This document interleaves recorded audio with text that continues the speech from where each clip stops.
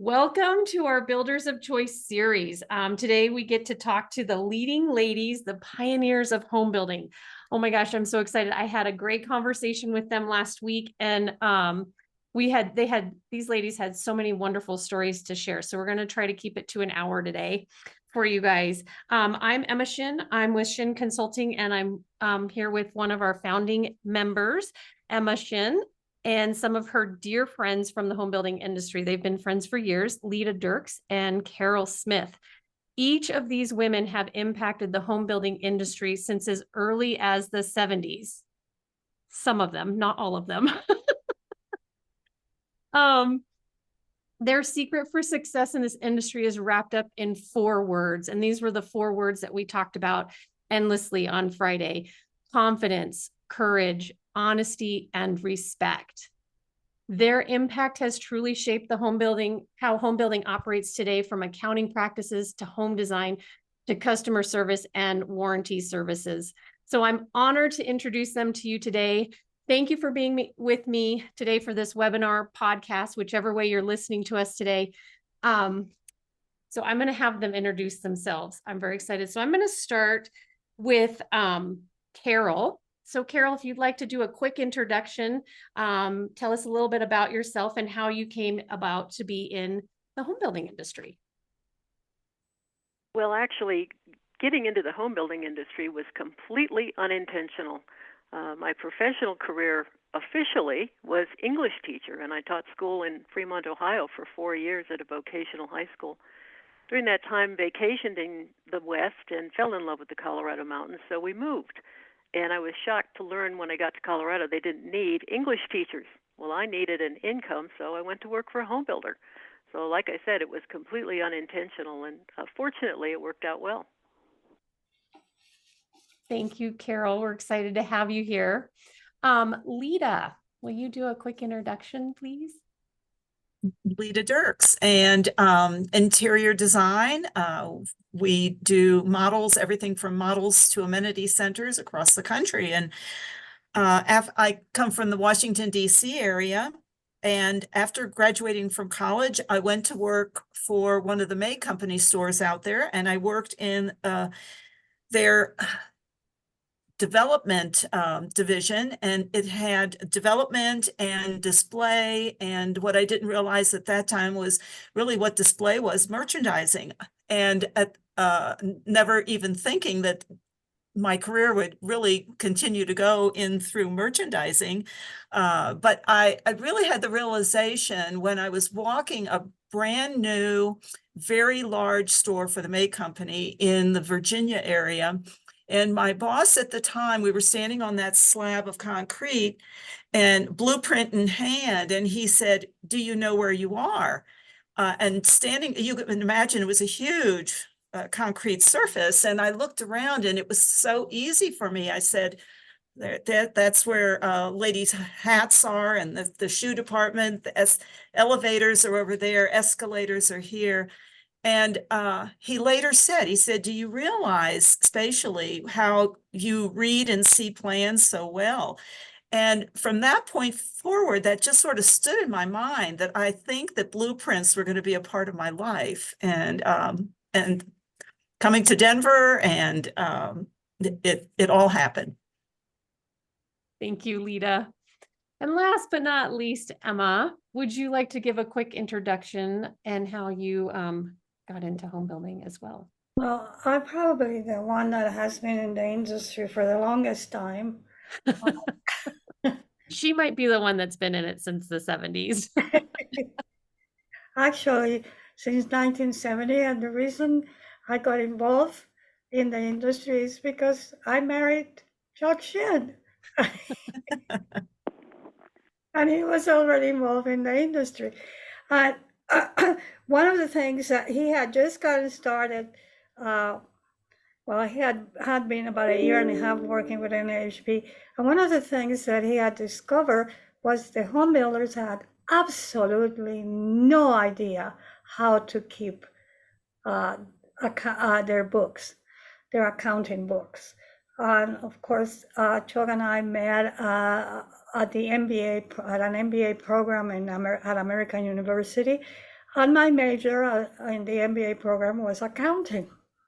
So he recruited me to kind of salvage the industry and begin to design and work out with the builders in how to track the what was happening in their companies, and as probably all of you that are involved in this industry, I got bitten by the bug, and I fell totally in love with the industry, with the people that are part of this industry, and it has been my passion since then. Oh, well, thank you. And I would agree with you that it has become a passion for you. You have spent a lot of time with home builders and working on ways to improve different systems that you've operated in. So you kind of answered the question on how you got started in the home building industry. As you guys started in the home building industry, and we talked a little bit about this, what are some of the biggest challenges you faced coming into the industry? And I don't want you to focus on just because you were a woman, because as we talked about the other day, there's so many other things that come into play when you're trying to enter an industry anyways. So share some of the challenges that you guys had as you came into the industry. Carol, would you like to start? I'd be happy to. I think one of the biggest challenges for me was simply learning all the details about how a good quality home comes together. It covers such a wide range of topics and people, and you really need to have a basic understanding for success in almost any job in home building. The elements start, of course, with the concept and the design, and then the choices of materials, trade contractors. The list goes on and on. Supervision, weather, so many things. A lot of them you don't even have control over. And then in the 80s, when the market tanked, I left my job with the home building company. I wanted to go back to teaching, and I'd forgotten everything I knew about Shakespeare and poetry. But I felt I had a good understanding of customer service from working with the home builder, and I thought, I'm going to quit my job, which at the time was being a loan officer for a mortgage company, and I really hated that. It was so tedious and so process-driven. You'd turn in an application for a loan for approval, and the processors would wait until 2 days before the closing was supposed to happen to even look at the file. It was very frustrating, and I decided this just isn't any fun. I'm not having a good time. I want to get back into the field. I want to get back into customer service, and I walked in and quit my job and decided to become a consultant. That was quite a leap after 16 years of having a secure position. But I somehow managed to get through it, and I'm really pleased that I did. I've had a great time. I love what I do. In fact, I would rather teach a live seminar than go shopping. And you have taught quite a few live seminars in your day. Thank you, Carol. Lita, share a little bit about what are some of the things that you have a little bit of an interesting story that we talked about the other day, how you came into the industry and the challenges you faced working alongside a lot of the trades. So will you share a little bit about that? Because that was a very interesting story, and how one of the words that you we talked about at the very beginning, how you gained the respect of the people you were working around. I have so many stories. Just thinking and listening again to Carol and thinking about challenges and whatever, and I think I'll get around to that story, but in the very beginning of my career, I felt that I could see really there was a strain between sales and marketing and construction. They were always butting heads. It was really difficult.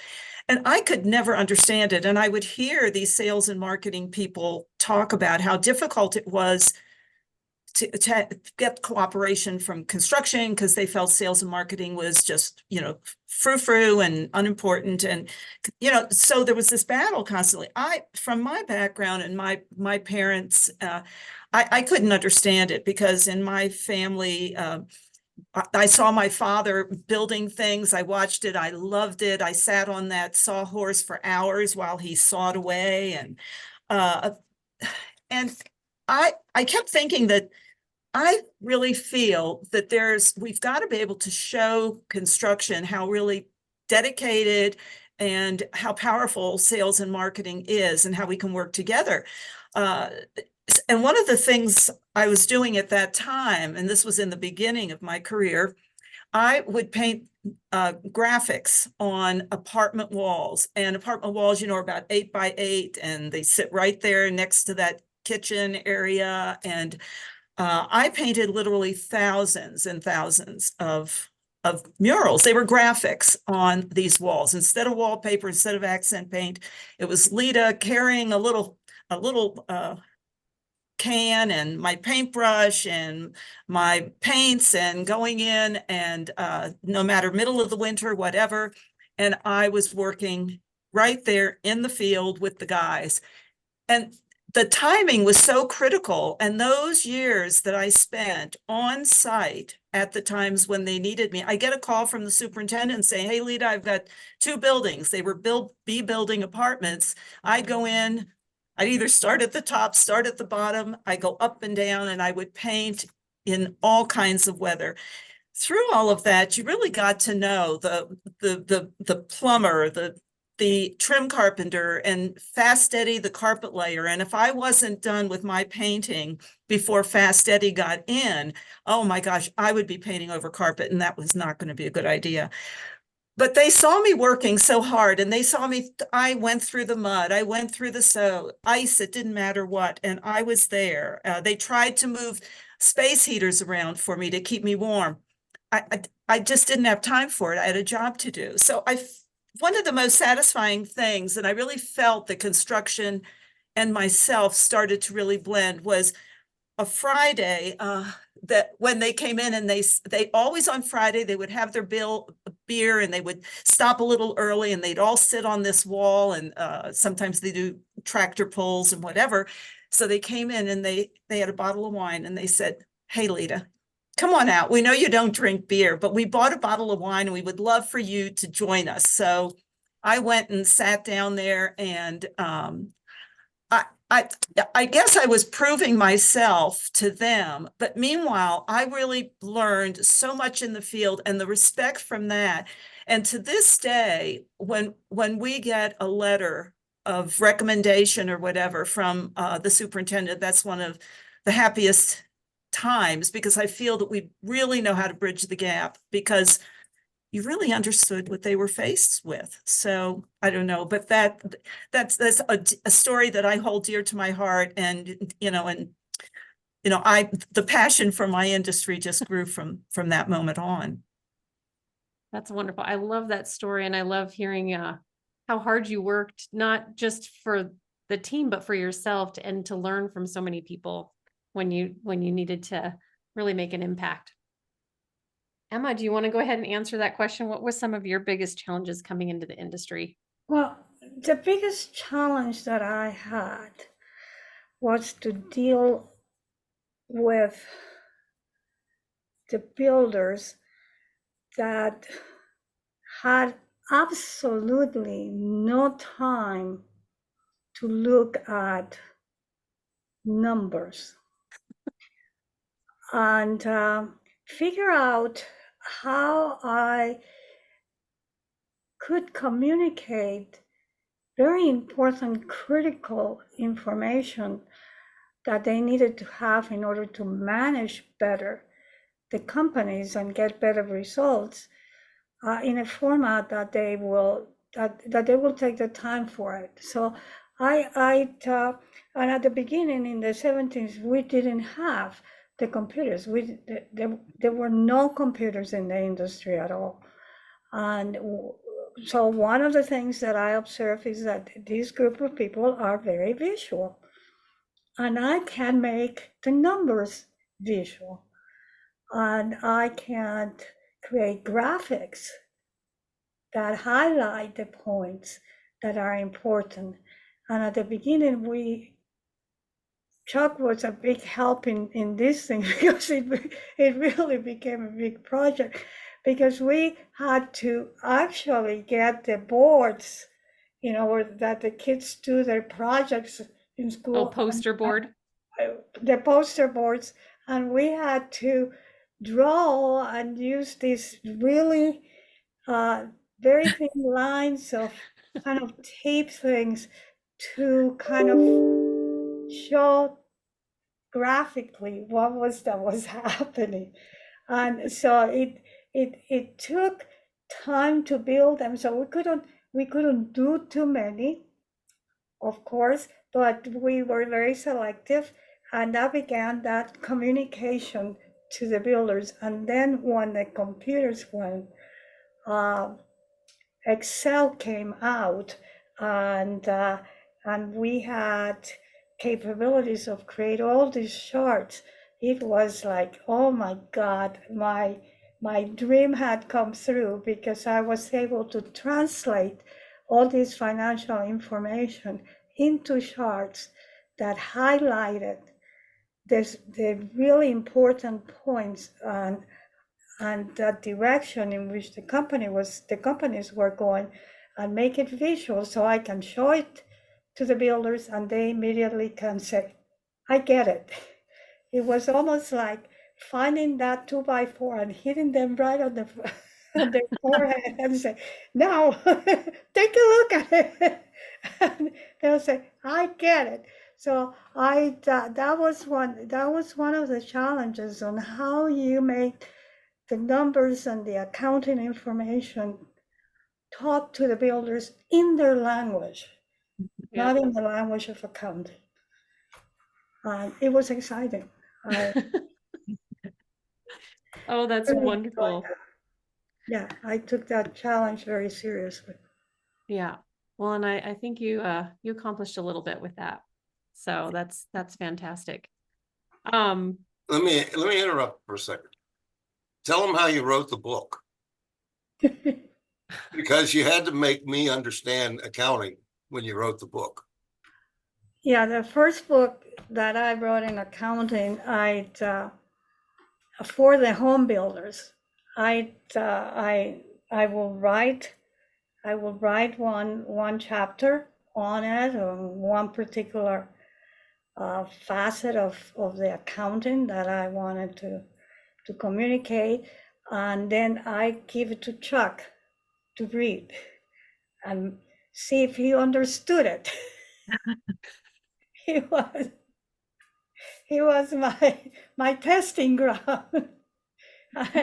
and if he had problems understanding what I was saying and how I was saying it, I would get back to the drawing board again and reshuffle the way in which I express it, to that I will use more common language instead of accounting language, but I was communicating the accounting concepts in common language so that everybody could understand what was the significance of knowing what was happening financially in their companies. So that was an interesting project. That was the first project that we did together. That's awesome. Well, thanks for that. So we talked about 4 words, and I'd like to have you guys have an open discussion about this, because I feel like the way that you guys discussed this the other day was so beautiful. We talked about 4 words that describe how to be successful.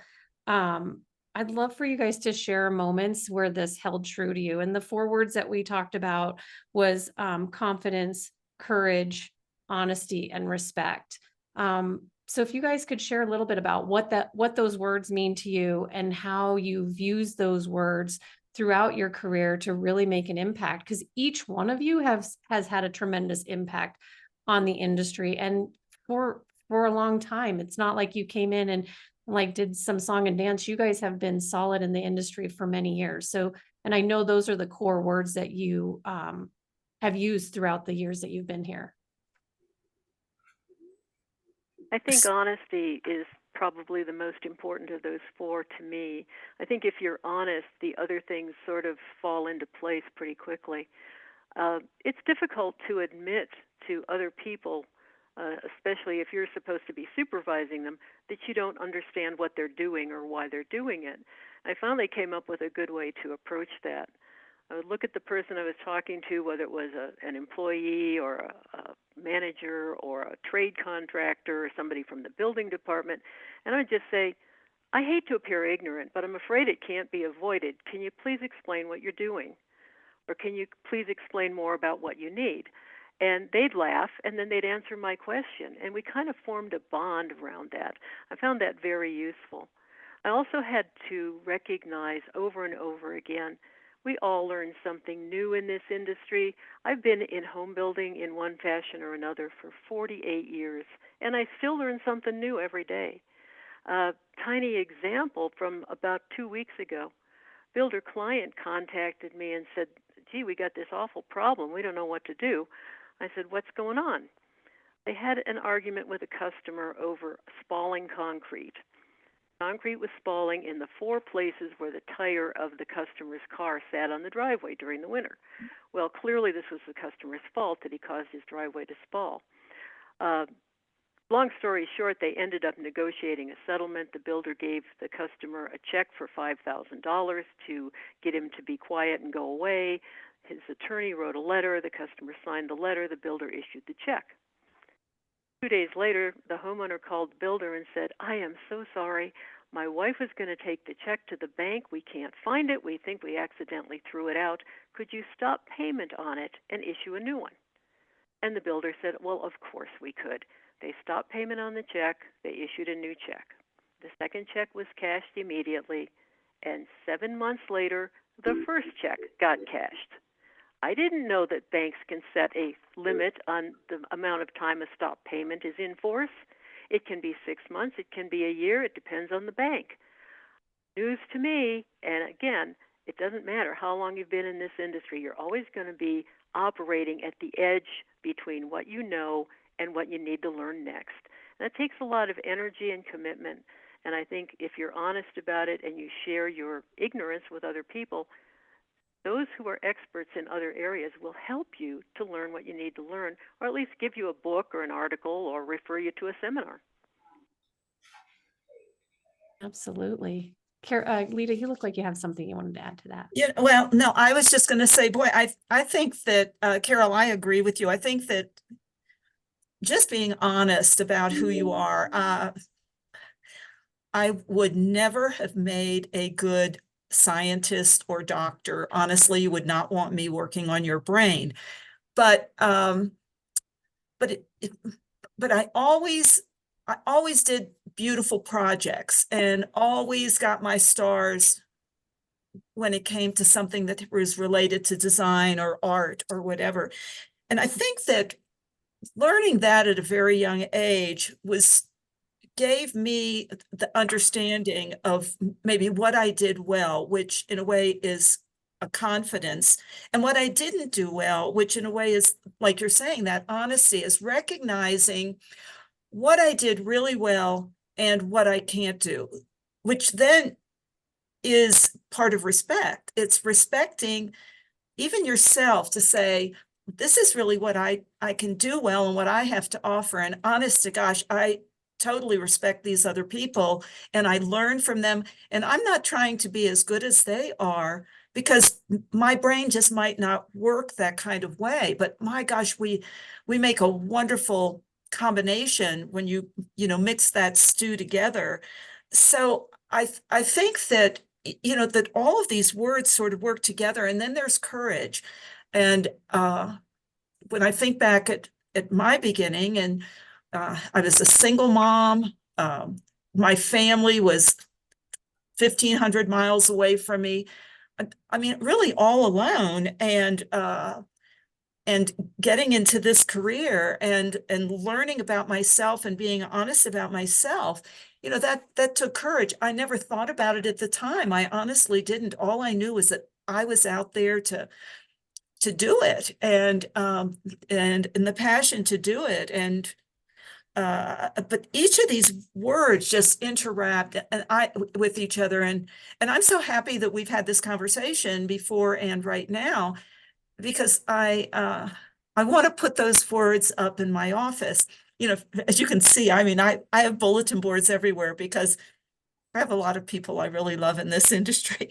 So your picture is probably here. And I mean, you know, I have you got a sentiment, buffalo. Emma Jane. So, but I think the words are wonderful and they're important. And you know, that respect in the end is what it's all about. And if you have the courage, the confidence, and the honesty to be real, even if it's giving a message that's a strong or hard message, you know, it's all in the way you say something, and respecting the people that you're saying it to. And they're wonderful 4 words. Thank you. Emma, do you want to add on to that? I know you do. Well, the one thing, and I want to relate it to some of my experiences that I've had with other women that have been working on the field.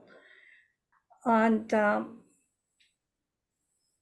one of the things that I found many times in my discussions with them, when they were talking about, well, I don't feel good working with all guys. I don't think they respect what I'm doing. I don't think that I have any opportunities here because I can't. I'm a woman, and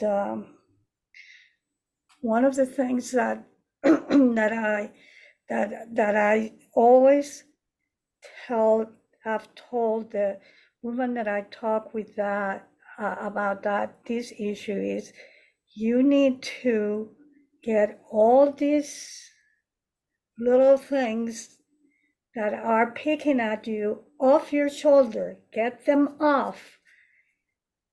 Start believing in yourself.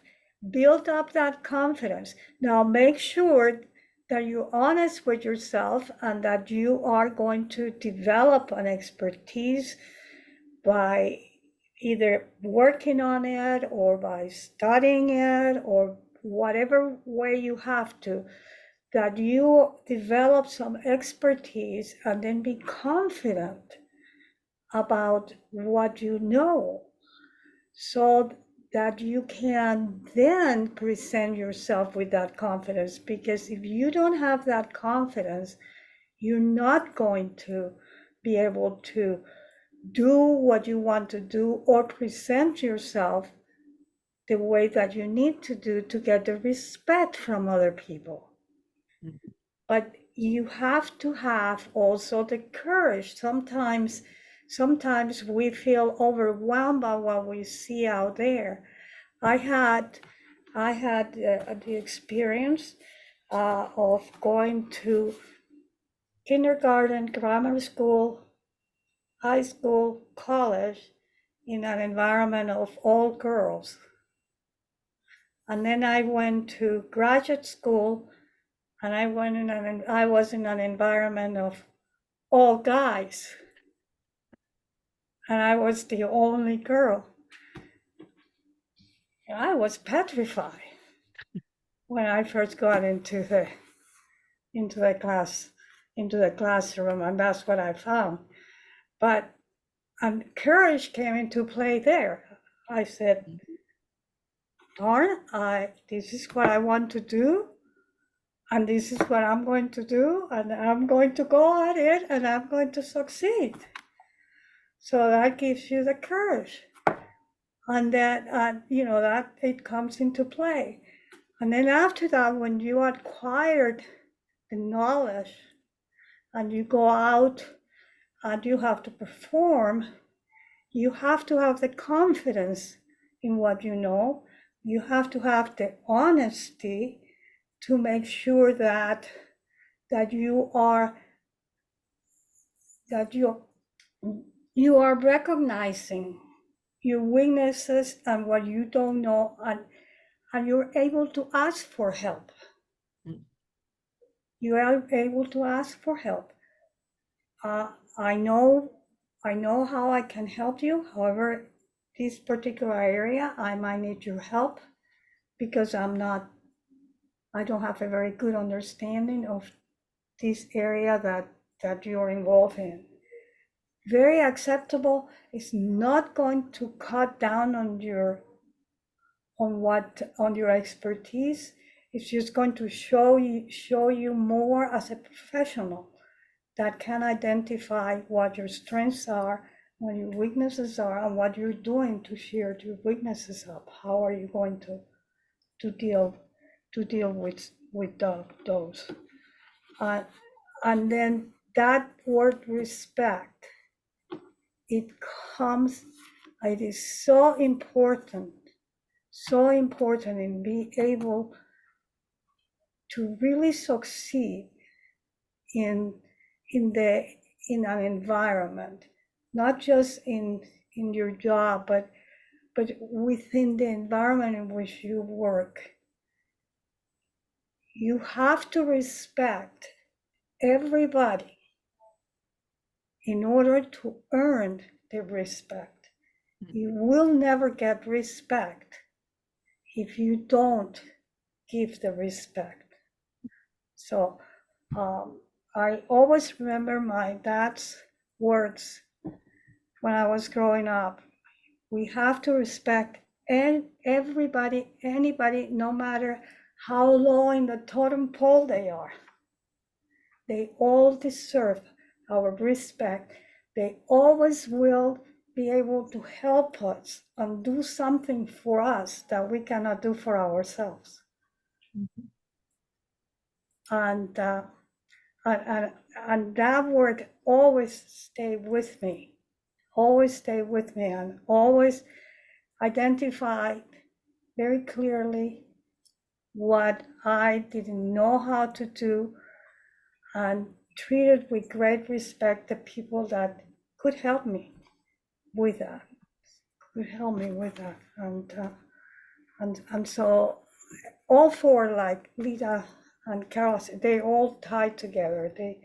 They all become part of this whole that makes you be successful in accomplishing your goals, your personal goals, your professional goals, and the goals that you have for your community. That's beautiful. Thank you.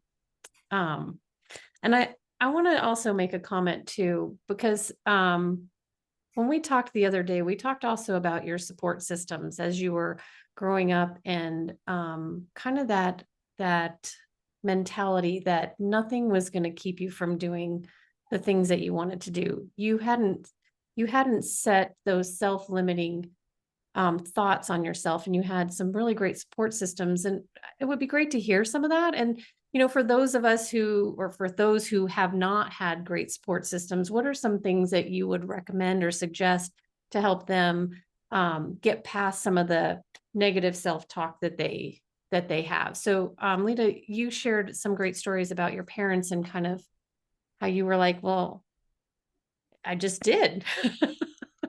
That I'm telling everybody out there right now, be grateful for your parents and tell them how wonderful they are.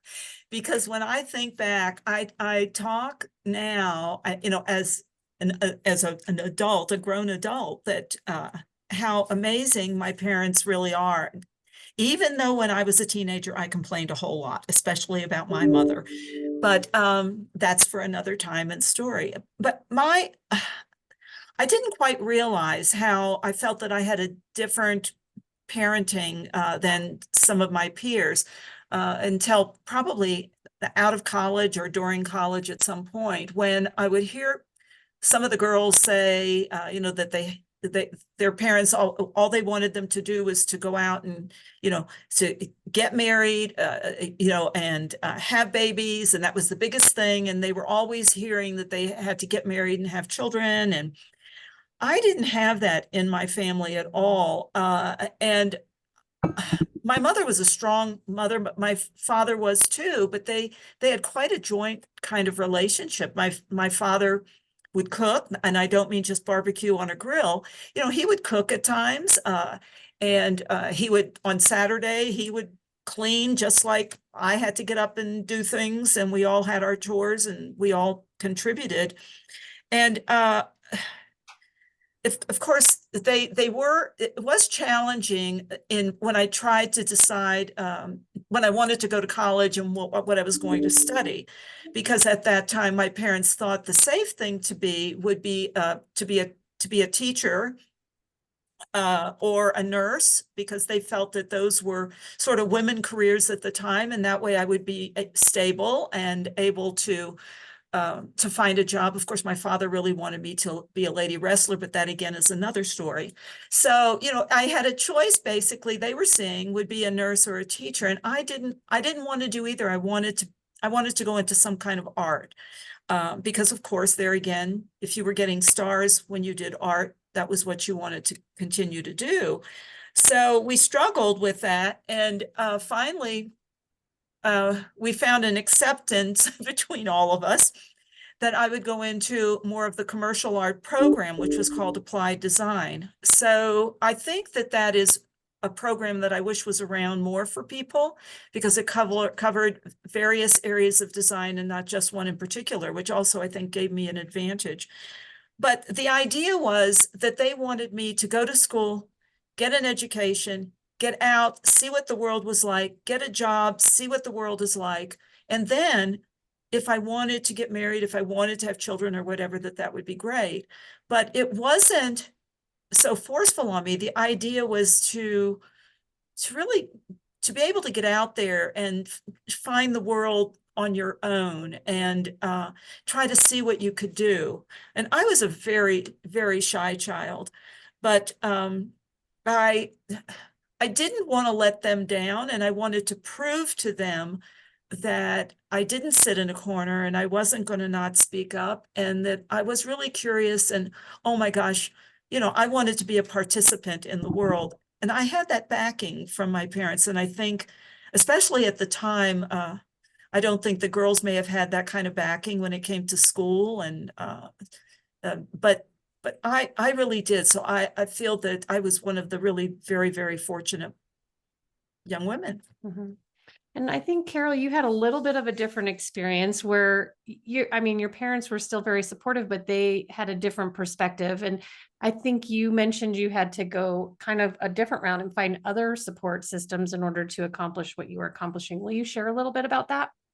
I'd be happy to. In fact, I've got an article from my home address newsletter in front of me that, just thinking about our subject today, I had to print this. It's called Confessions of a Woman Construction Superintendent. And I'd like to read one short paragraph. When I was offered this job in the field as a superintendent, the support was not universal by any means. My father observed, "Don't take that job, honey. You won't last a month." Barbara, one of our sales consultants and a close friend, longtime mentor, cautioned me not to lose my femininity. And another woman in the office was appalled at the thought of me having to use Santalets. Yet another feared I'd be offended and shocked at the language used in the field. Clearly that individual hadn't spent much time in the warranty office. So, the support was not universal, and I suppose it goes back to one of our 4 words, and that would be courage, to step into this anyway, in spite of all this wonderful support that I had. It wasn't an easy job, and fortunately, I had an opportunity to work with a truly legendary construction person. His name was Norm Haney, and my first day on the job working for him as his superintendent, he looked at me and he said, "I want you to know I don't approve of this, and it's got nothing to do with you being a woman. A superintendent should be a carpenter first, not a manager." Well, with support like that, how could I possibly fail? I looked at him and I said, "Well, Norm, why do you feel that way?" And he responded that, well, a carpenter needs to know things, like if he's framing a roof, and he needs to be able to figure out the length of the long side of the triangle. Well, folks, at that moment, I blessed my ninth grade geometry teacher, Robert Benninghoff. I looked at Norm and I said, "Oh, Norm, you're referring to the Pythagorean theorem. The sum of the square of the two straight sides of a triangle equals the square of the third side." Norm just stared at me for a minute, and I held his eye contact, and we didn't have any issues after that. One of the things that made my job really challenging was shortly after I got comfortable working with Norm, the company decided that having 3 homes under construction for the custom division wasn't a full-time job, so they put me in charge of the condominium community at the same time. I had a second supervisor for that job. By the way, this will never happen to me again. Don't have 2 supervisors. It makes you crazy. My second supervisor was more interested in budgets and schedules than he was quality or customer service. I had a building of condos at the edge of a creek. The crawl space of the main floor was 10 to 11 feet deep. I wrote up a memo that said, "I think this is unsafe. We should do something different than having a ladder going down this hole. We should have regular stairs and a landing so the people on the first floor can get to their furnace and change the furnace filter, store things down there if they want to, and so on."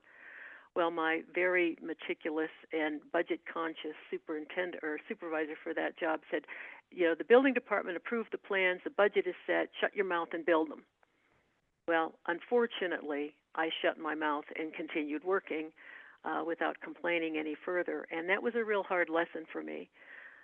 The reason was our drywall patchman came out. He was supposed to be in the unit doing patchwork on Monday. He got done with another job earlier and showed up on Saturday. I didn't even know he was there. Carpet people had just finished laying carpet in this unit, and they couldn't get the trap door back into place over the hole to the crawl space. Lee was looking at the ceiling at a patch he was going to have to do. He forgot about the hole in the floor, stepped into it, and fell into that crawl space. Somehow, hours later, injured, cut, bruised, broken leg, he managed to get himself up the ladder on the foundation wall and out onto the floor. A neighbor came home at 2 o'clock in the morning and heard him moaning in pain. He went to investigate, called an ambulance, and got the gentleman into the hospital.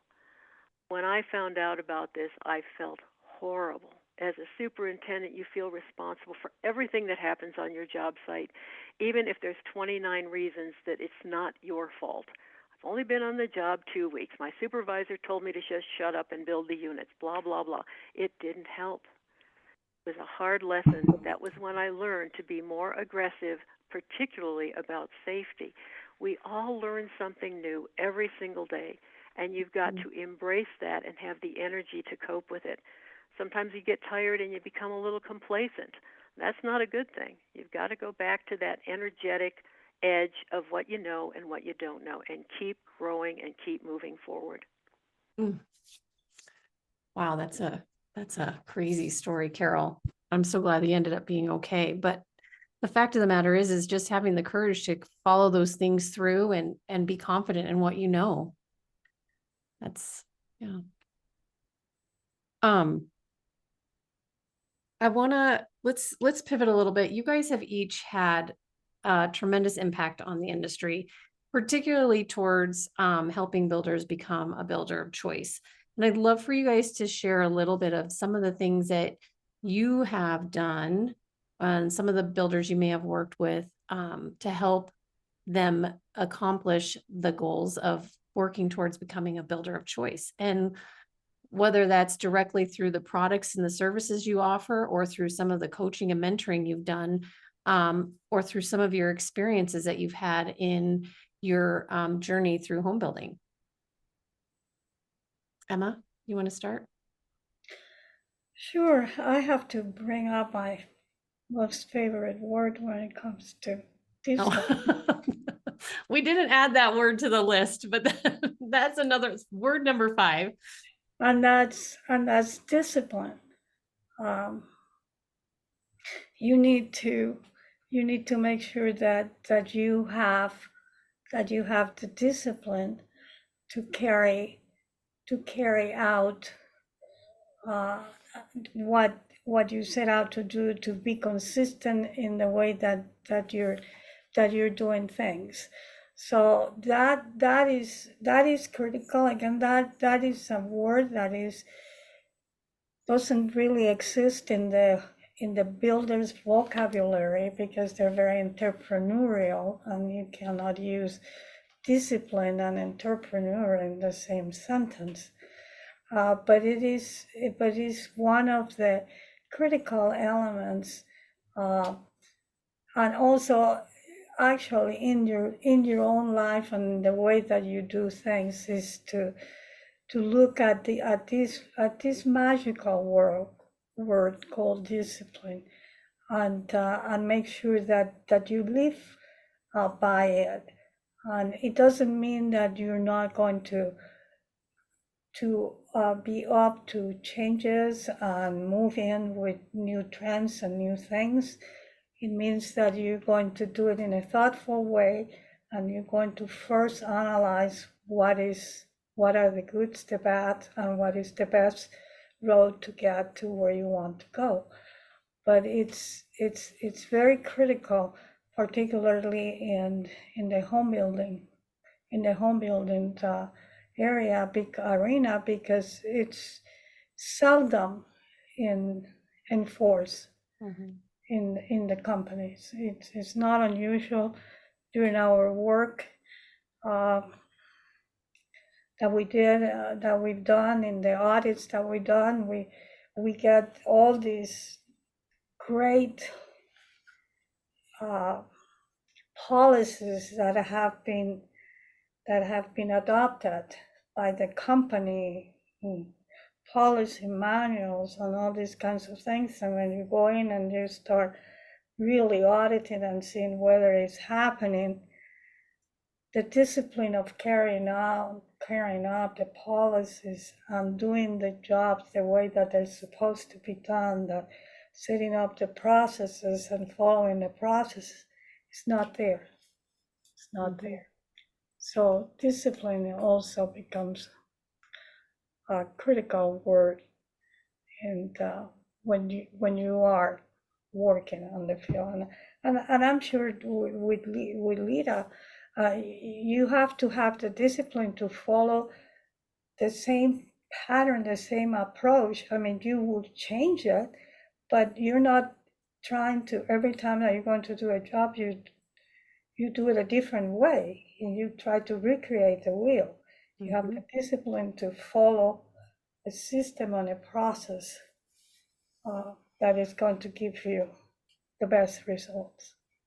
Absolutely. So you've spent a lot of time reading the builders' stories through their numbers to help them identify where there are holes in their systems and how they can continue to operate efficiently and effectively, and help them maintain discipline in their systems, processes, and procedures. So and looking at the company as a whole. Yeah, one of my favorite things is sayings also is that the numbers tell the story. The numbers tell the story. They tell me what's going on. Absolutely. They you just need to know how to read them. But they will let you know everything that is going on.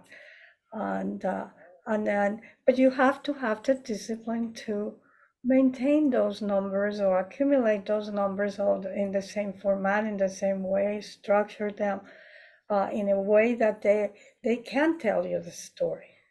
Absolutely. Yeah. So it's not just that I can tell you that if you use numbers and you don't have the discipline to organize them in the right format, they're not going to tell you any story. They're going to tell you, I don't know what's going on. Because there is no story to tell from the way in which they've kept these numbers.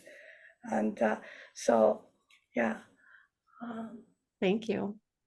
And I think, and we'll keep that kind of storyline and go over to Lita. She helps builders tell a story as well, don't you? And Yes, focusing and on I'm that builder thinking, choice.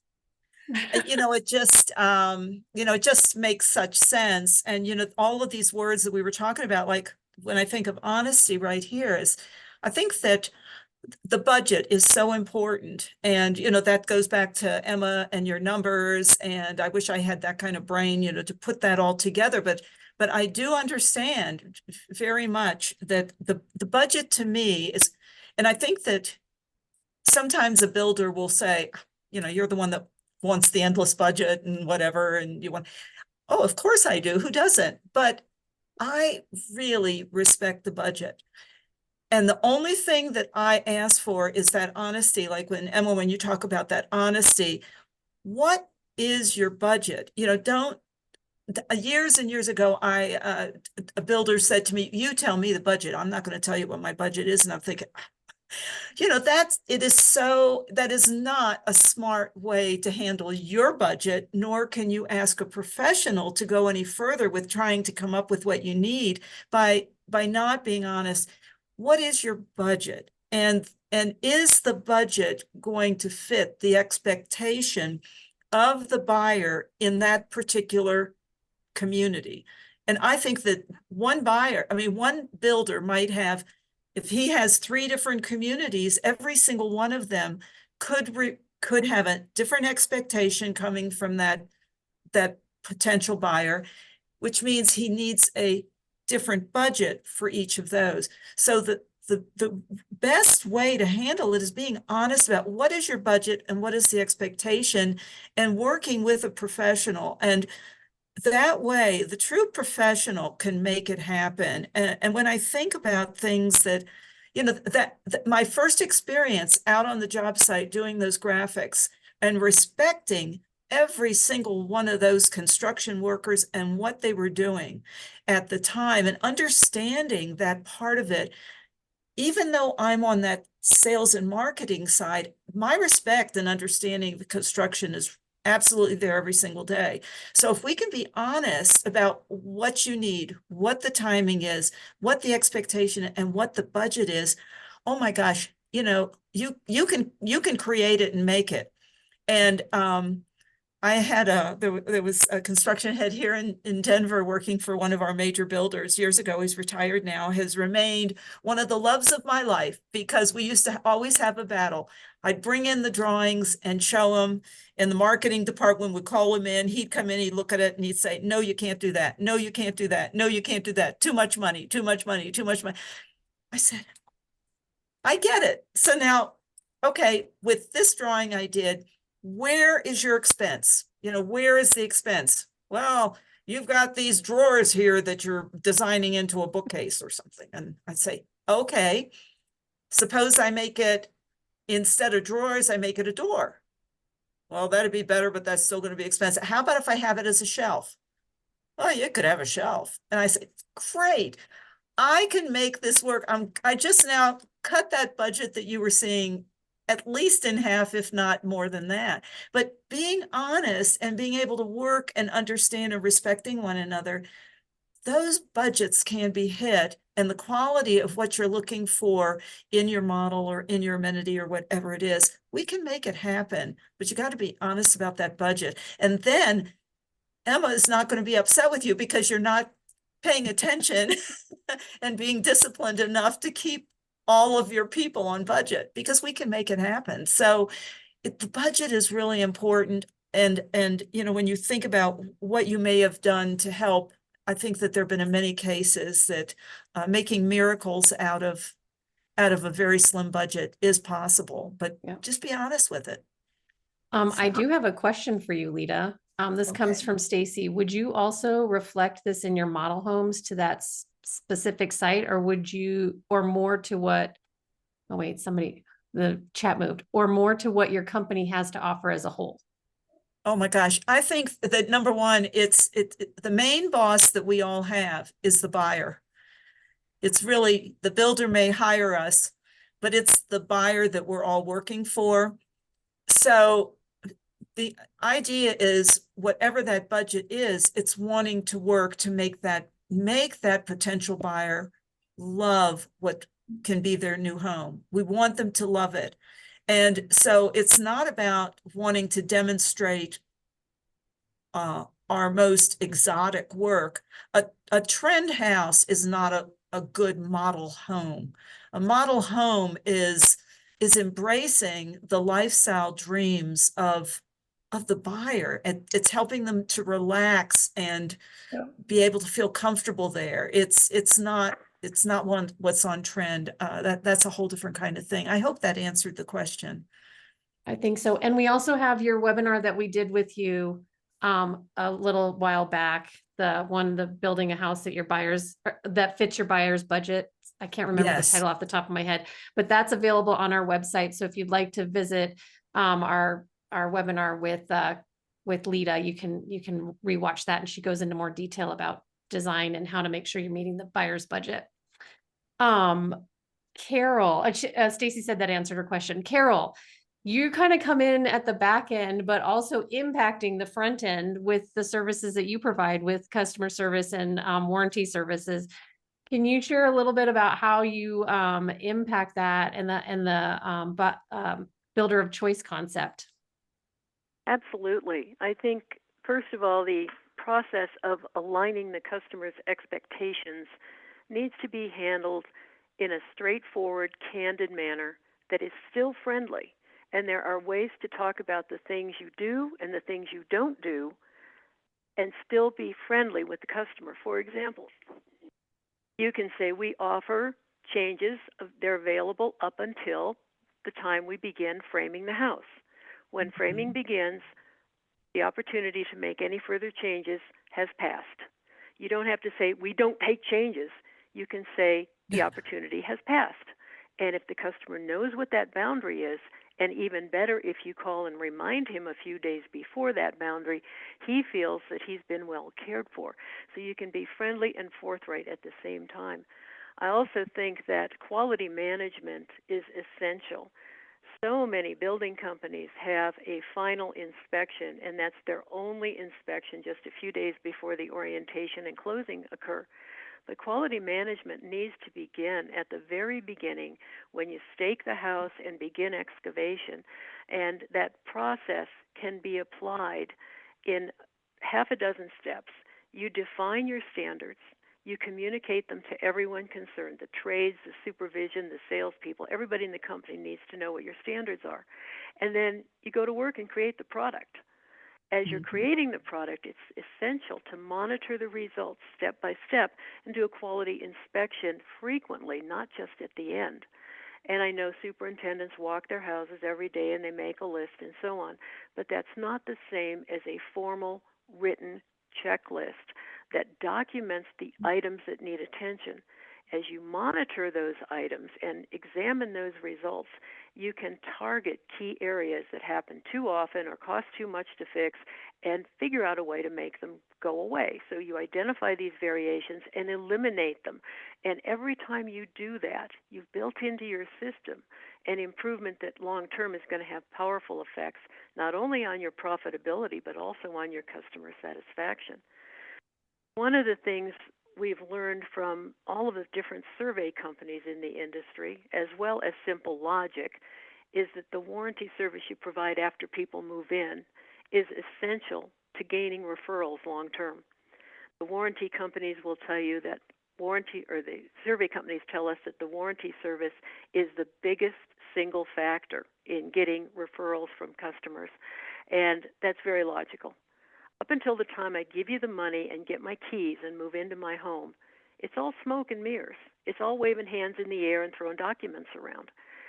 Once I've paid for the house and I'm living in it, I'm going to find out if you meant all those promises you made. And so our warranty service has to be excellent. We need to show up on time. We need to volunteer to inspect the home for the customer. And by doing that, we change the whole atmosphere around the warranty portion of this relationship. I'd also like to point out that our survey companies, when asked, what is the level of customer satisfaction after 2 or 3 or 4 years in their new home? They can't answer that question because they quit surveying customers after 1 year or slightly more than that. And the fact of the matter is, we should be concerned about keeping our name in front of the customer in a positive way for years and years, because they can refer their friends at any point in time. I was on a plane flying to Columbus, Ohio, and the gentleman sitting next to me found out I worked in home building. We started talking about his new home. He'd been in it a little over 2 years. He could not remember his builder's name. And that was what made me realize we need to do a better job of staying in touch with our customers. And you can do it through a newsletter. You can do it through workshops. Let's do a workshop on green living. Let's do a workshop on how to maintain your landscaping. Let's do a workshop on how to decorate a room, and how do you paint, what do you wallpaper, and so on and so forth. You can stay in touch with them in a positive way. A lot of builders are afraid to do that because, if we stay in touch with the customers, they're going to report warranty items to us. Great. If you've got a legitimate problem that you caused because you didn't build the house right or product failed when it shouldn't have, you ought to step up and take care of it. We need to use common sense in this industry. We had a situation in Canada, up in Edmonton. They installed a granite countertop, and when the lady who was buying the house saw it, she burst into tears. And the superintendent said, "Ma'am, what's wrong?" And she looked at the countertop on the island in her kitchen, and she said, "This granite, it's got a penis in it." Builder sent me a photograph of this countertop, and honestly, this thing was like 3.5 feet long. I've had 2 husbands. I recognize the shape. I've never seen one that big, but she was right. It looked like a penis. And the builder said, "Well, our warranty says that natural variations are going to happen, and we don't have to replace that." And I wrote the builder and said, "Yes, you need to replace that. That is outrageous. How can you possibly Well, what are we going to do with it?" I said, "Hang on to it, store it until you sell a house to 2 gentlemen living together. They'd probably like to have it." Well, he laughed and he said, "Okay, we'll take it out." And they moved the countertop. But this is the kind of thing that makes me crazy when we want to go letter by letter, number by number, by the book, and ignore common sense. The fact of the matter is, we've got to be able to think like our customer. And we've got to sometimes step back and say, you know what, the customer's right. Technically, according to the rule book, this is okay. But you know what? It's not good enough. It's not appropriate. And once you apply that common sense approach, it really helps you to make better decisions for your customer and also long-term for your company as well. One of the things I have to comment on here is I think sometimes women are not as supportive of each other as we could be. I want to give you a very specific example. I had been out in the field as a consultant for almost 2 decades when this happened. I was invited to do a program for a large builder in Florida. The program was going to be in Orlando, and the woman who set it up and did all the practical details of AV and coffee and refreshments and so forth was named Marcia. She was the HR head of this big company. She called me 2 days before the seminar, and she said, "Carol, I just realized we're going to have an audience of almost 200 people, and most of them are men. Are you going to be able to keep their attention?" Well, I paused for about 3 seconds to get my temper under control and very calmly said, "Marcia, stand in the back of the room for 3 minutes and watch." And she did. And then she smiled and nodded and took a seat in the seminar and stayed for the whole program. Yes, I can keep the attention of men in a seminar. That's the kind of thing that happens in this industry, and I think in all industries, when women are not supportive of other women. And we need to get past that and try to be a little more open-minded ourselves. We expect others to be open-minded about us, but sometimes we're not really giving that back to the industry or whatever business you're in. Very good point. Thank you, Carol. I have a question for you, for the panel. So whoever feels that it's the best person to answer it, please speak up, or if each of you have a point to make. In our market, this is from Danielle. She says, in her market, they're having talent wars, in quotes, both for service and in the trades, combined with a deep affordable housing crisis. Can Carol or other members of the panel comment on what some of the best practicing teams are doing to maintain that high performance, especially during warranty service when they often don't want to return? For example, the trades. Wow. First of all, I think our trades need to understand the impact of warranty work on our future sales. When they know that that is one of the biggest drivers of a builder selling more homes, they become a little more interested in participating.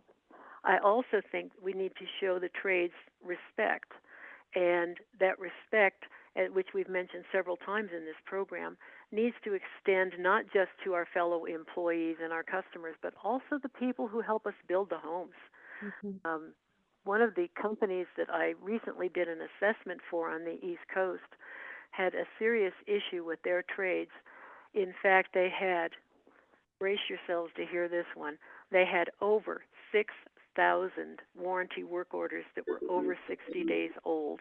Some of them were 24 months old, and their trades weren't showing up to do the work. In the assessment process, I felt I had identified some of the things contributing to that. And one of the big ones was the trade contractors got paid 7 weeks after they submitted their invoices. And that was just because the accounting department didn't have enough people, and they were busy, and they had all these other things to do, and so on and so forth. Lots of excuses, but no good results. When I pointed out to the company that if you pay your trades on time, they're going to be a lot more responsive to warranty requests, they began to get the point. They invested more dollars in salaries for the accounting people, expanded the department, got on time. The last time I billed them for something, I got a check in 21 days. So I was really impressed with the progress they made. I also told them to give larger salaries to their warranty personnel, and I pointed out that they needed more people. Too many builders have a warranty staff that is way short-handed, and they wonder why the poor folks in warranty can't keep up. Again, with this company I did the assessment for, they got the owners to approve a significant investment in more pay for the warranty people, and all of a sudden, warranty and trade started working together like a team, and they put a huge dent in that list of 6,000 warranty work orders. We simply have to recognize that other people in this industry, whether they work in warranty, in sales, in design, in construction, in accounting, all of them contribute something to our end result, and we all have to work together and appreciate each other, both with dollars and with respect and conversation and keeping people informed and letting them know what's going on and asking what they're doing and what's going on in their department. It's a two-way street, and as we've said several times here, no one in this industry ever stops learning, and there's no reason for anybody to get bored. There's always more to find out about and investigate. Mm-hmm. And Danielle, I'm sure other people have comments too, but I just want to say I welcome you to listen into some of our other podcasts and webinars, because a lot of the things we talk about are how to improve the organization, systems, processes, and procedures to become that builder of choice, which in the end will help alleviate some of the issues that you're facing. But I'm sure Emma or Lita might have a comment as well. Do you have a comment, Emma, on that? No. Okay. Lita, do you have anything you want to add? No. Okay.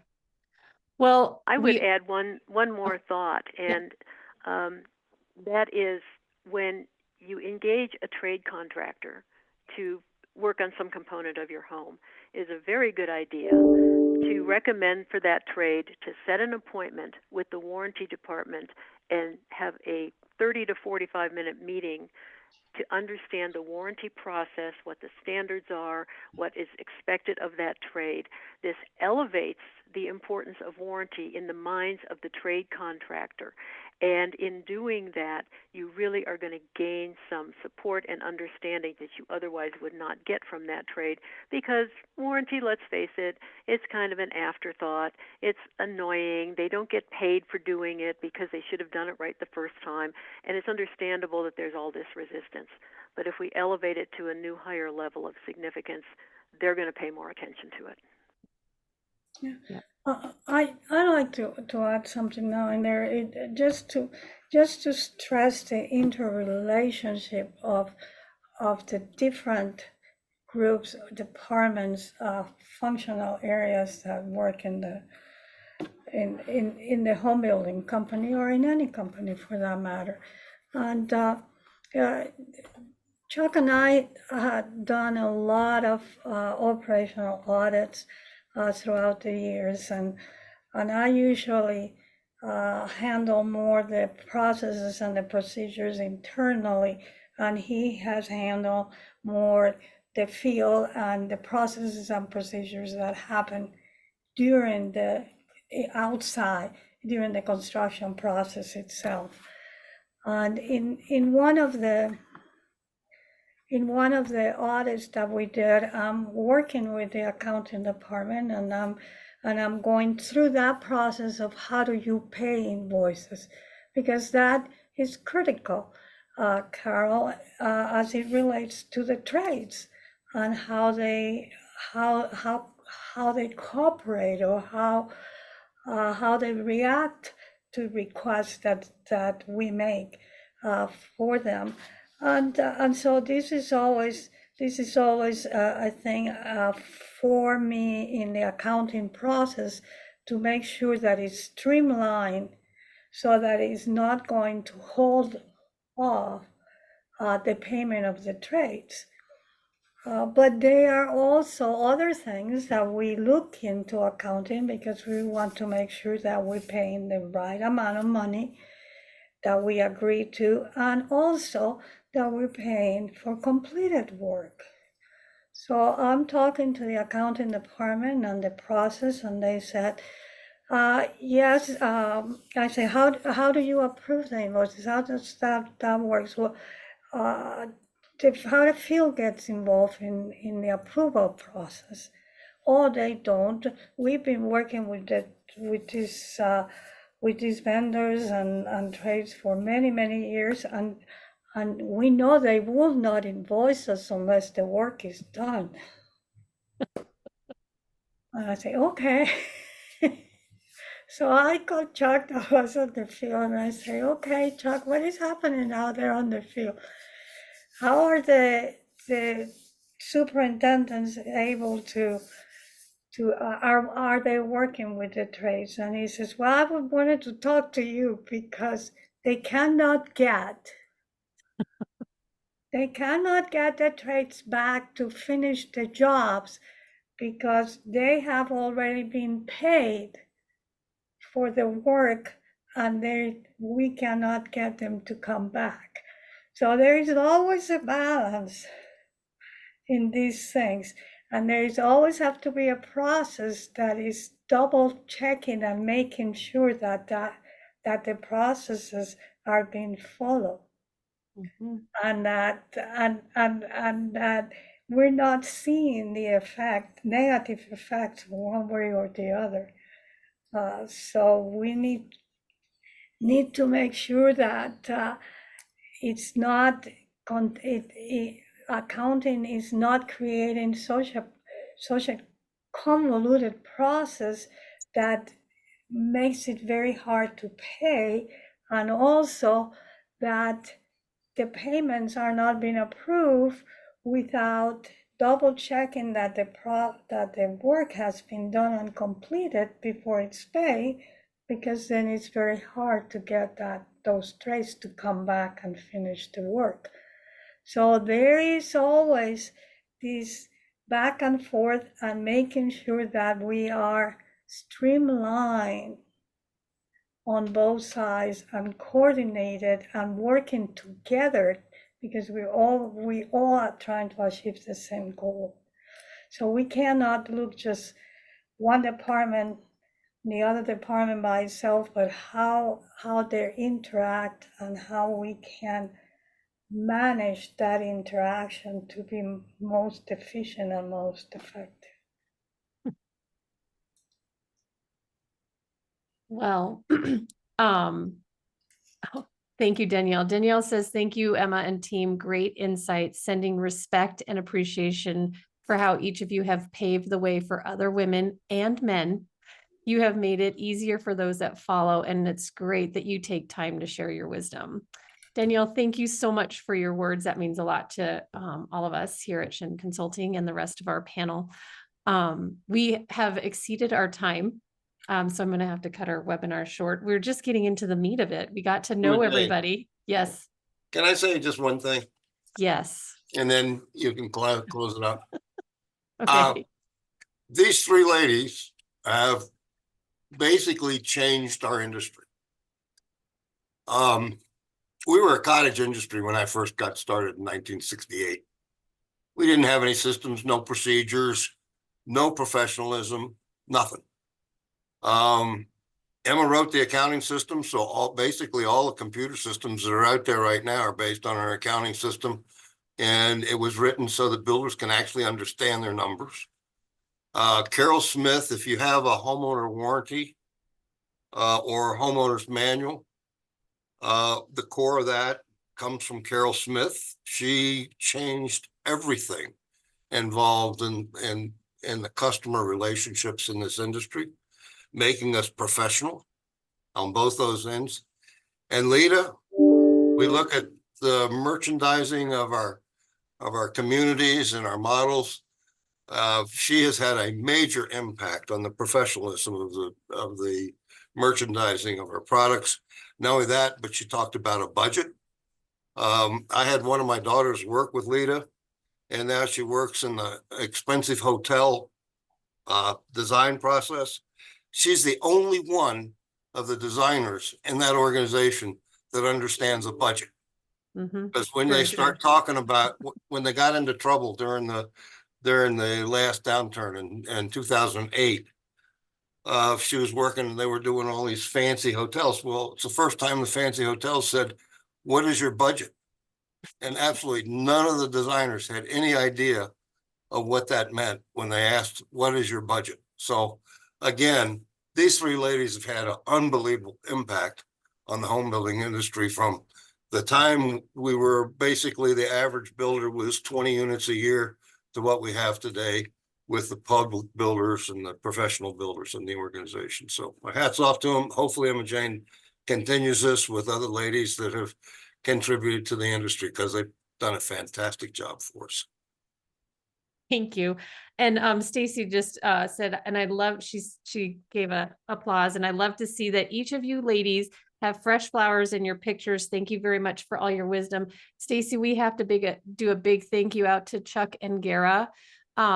The two of them coordinated so we could all have matching flowers for our webinar today. So thank you guys for doing that for us. It's very special. And thank you to all of you that joined us today. I saw that our viewership today was mostly women, and I love that. And I would like to invite you to come to all of our other webinars.